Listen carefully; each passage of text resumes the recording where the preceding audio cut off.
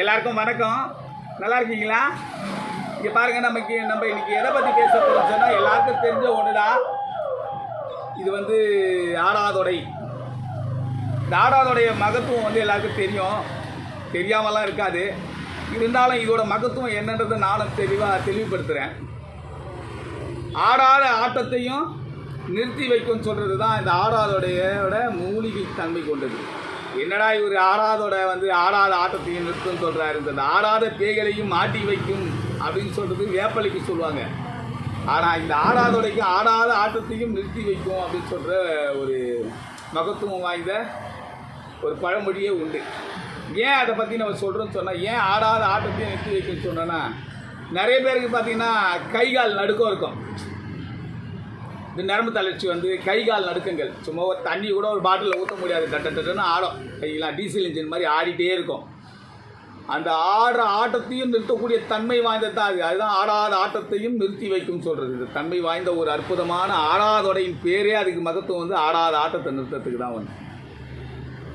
Maximum இந்த கபம் சொல்கிறேன், ஏற்கனவே சொல்லியிருப்பேன் கபத்தை பற்றி, வேறு ஒரு மொழிக்கு சார்ந்து. இருந்தாலும் இந்த கபம் சார்ந்த இந்த கண்டம் சொல்கிறது, இந்த கண்டம் என்ற அந்த கண்டம்ன்றது இந்த கழுத்து பகுதி தான் கண்டம் சொல்லுவோம், கபம் சொல்லுவோம்.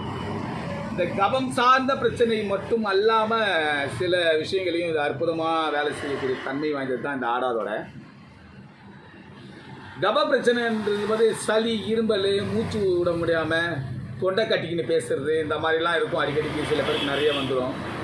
என்னதான் சிறப்பு வாங்கி கொடுத்தாலும் அந்த சளி பிரச்சனை போகவே போகாது. நெஞ்சில் வந்து பிடிச்சிக்கும், அறுத்து எடுக்க முடியாத அளவுக்குலாம் இருக்கும்.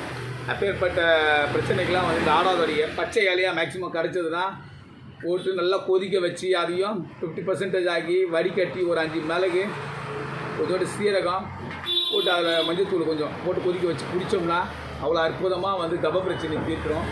எப்பேற்பட்ட நெஞ்சு சளியாக இருந்தாலும் அறுத்து எடுக்கக்கூடிய தன்மை வாய்ந்தது இந்த ஆடாதோட. ரெண்டாவது பார்த்தீங்கன்னா, அந்த ஆஸ்துமா பிரச்சனை வரும் எல்லாருக்கும். மூச்சு விட முடியாமல் மூச்சு திணறல் ஏற்படும். அந்த மூச்சு திணறல்லாம் ஏற்பட்டு சில பேருக்கு நைட்டில் கூட தூங்க முடியாது, கஷ்டப்படுவாங்க. திடீர்னு எழுந்து திரும்பி படுக்க வேண்டியதாக இருக்கும், பிறண்டு படுக்க வேண்டியதாக இருக்கும். அப்போ மூச்சு விட முடியாமல் கஷ்டப்படுவாங்க. அப்படி கஷ்டப்படுற காலத்துலேயும் இது வந்து நிச்சயமாக காலையிலையும் நைட்டு சாயந்தரமும் ஒரு வேளை குடிச்சிட்டு வந்தோம்னா, ரெகுலராக குடிச்சிட்டு வந்தோம்னா சரியாயிடும். கேட்டால் சில பேர் சொல்லிங்க, ஒரு நாள் குடித்தோம், 2 நாள் குடித்தோம், ஏன் சரியாகலை அப்படின்னு கேட்பீங்க. ஏன் ஒரு மண்டலம் 48 நாள்னு வந்து பேர் வச்சுருக்கான். 48 நாள் ஒரு மண்டலம் குடிக்க, எதாவது ஒரு மண்டலம் செய்ய, ஒரு மண்டலம் பண்ணுங்கன்னு ஏன் சொன்னால், இந்த மருந்துகள்லாம் மருத்துவம்லாம் கீரை வகையை சார்ந்தது தான். இதெல்லாம் நம்ம உடம்புல உணவாக உட்கொள்ளும் போது எள்ளு மூக்கு அளவு தான் நம்ம உடம்புல சேருன்னு சொல்லுவாங்க. புராண காலத்திலே பெரிய மூதாதையர்கள், அறிஞர்கள், காட்டிமார்கள்லாம் சொன்ன கதையை என்னென்னா, எள்ளு மூக்களவு. அது விஞ்ஞான ரீதியாகவே சரி. இந்த ஆன்டிபயாட்டிக்கை பொறுத்தவரை பெயின் கில்லர் அந்த மாதிரி நம்மளாம் போடும்போது உடனே நம்ம போட்டோம்னா பாடி பெயின் ரிலீவ் ஆகும், உடனே சரியாகும். அலோபதி டேப்லெட் அந்த மாதிரி. அப்போ அவ்வளோண்டு ஒரு மாத்திரைக்கு அந்த அளவுக்கு கெப்பாசிட்டி இருக்குது சொன்னால், இந்த மருத்துவம் சார்ந்தது ஒரு எள்ளு மூக்கு அளவுக்கு தான் நம்ம உடம்புல வந்து சாரும். மீதம் எல்லாமே வந்து என்ன ஆகும்னா கழிவுகளாக வெளியேறும்.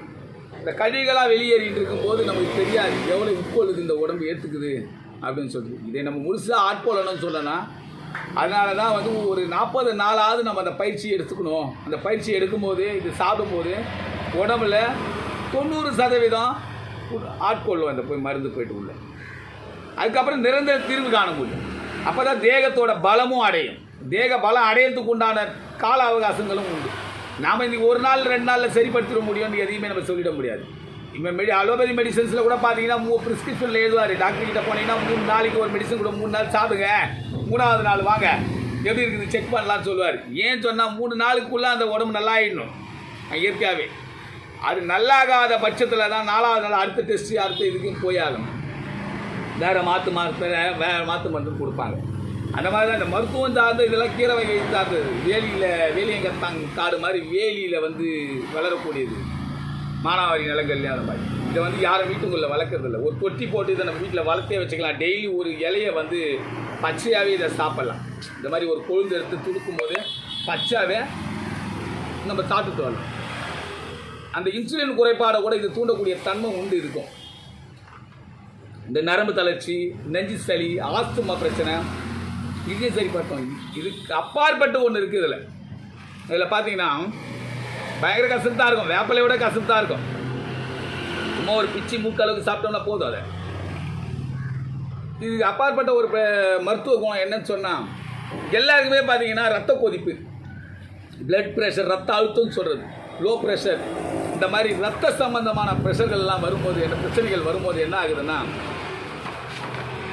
ரத்த சம்பந்தமான பிரச்சனைகள் வரும்போது என்ன ஆகுதுன்னு சொன்னால் அவங்களால வந்து சரியான முறையில் எதுவுமே சாதிக்க முடியல, சரியான முறையில் செயல்பட முடியல, இப்படிலாம் ஒரு சுச்சுவேஷன் வருது. அந்த ப்ரெஷரில்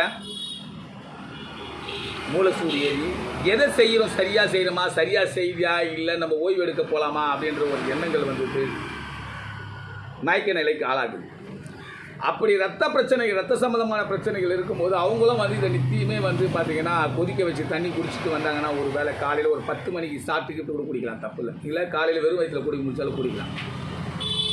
குடிச்சிட்டு வந்தாங்கனாலே இது அப்படியே கசப்பாக குடிக்க முடியல, நல்லா கொஞ்சம் தேன் கலந்துங்க, சாறு எடுத்துகிட்டு சாரை நல்லா கொதிக்க வச்சுட்டு ப்ரெஷர் சம்மந்தமாக உள்ளவங்களுக்கு சொல்கிறேன், டீனோ இல்லை அந்த பனவெல்லம் சொல்லுவோம், உண்மையான சுத்தமான பனவெல்லம், நாட்டு சக்கரை, பனக்கற்கண்டு, நாட்டு சக்கரை சேர்க்கக்கூடாது, சக்கரை வகையை சார்ந்து, கரும்பு வகையை சார்ந்து சேர்க்கக்கூடாது, பனச்சாறு, பனக்கற்கண்டு, ரெண்டாவது வந்து பார்த்திங்கன்னா தேன், சுத்தமான தேன் வாங்கி அந்த கஷாயத்தில் மிக்ஸ் பண்ணி டெய்லி குடிச்சிட்டு வந்தாலே ரத்த சம்மந்தமான நாணல்களை சுத்திகரிப்பு செஞ்சு ரத்த அழுத்தத்தை வந்து சரிப்படுத்தும். லோ ப்ரெஷராக இருக்கட்டும், ஹை ப்ரெஷராக இருக்கட்டும், எல்லாத்தையுமே சரிப்படுத்தக்கூடிய தன்மை வாய்ந்தது தான் இந்த ஆடாதொடை. அதனால தான் வந்து அது சம்மந்தமாகவும் சொன்னேன், ஆடாத ஆட்டத்தையும் நிறுத்தி வைக்கும் அந்த ஆடாதோடன்னு சொல்கிறதுக்காக அந்த பழமொழியை சொன்னேன் நான். அதாவது மனித உணர்வு பூர்வமாக ஆற்றல் மிக்க இந்த மகத்துவம் வாய்ந்த இந்த ஆடாதோட வந்து இந்த மாதிரி சளி மட்டும் அல்லாத ரத்த ப்ரெஷரு, ஆஸ்துமா நோய்களை குணப்படுத்தக்கூடிய தன்மை வாய்ந்தது. இது வந்து பச்சையாக யாருக்கும் கிடைக்கலாம், நாட்டு மருந்து கடையில் போனீங்கன்னா அந்த மாதிரி ஆடாதோட பொடி பேக்கெட் இருக்கும், பொடி பண்ணி காய வச்சு நிழலில் காய வச்சு அரைச்சி மருத்துவர்களால் தயாரிக்கப்பட்ட, நாட்டு வைத்தியர்களால் தயாரிக்கப்பட்ட இந்த மாதிரி பேக்கெட்டில் வரும். இதை ஒரு ஸ்பூன் அளவுக்கு எடுத்து கொதிக்க வச்சு அதை வடிகட்டி நீங்கள் பயன்படுத்திக்கலாம். அதனால் எல்லோரும் இதை பயன்பெற்று நல்லா வாடுன்னு சொல்கிறேன். எல்லாருமே சந்தோஷமாக இருங்க, நல்லா இருங்க.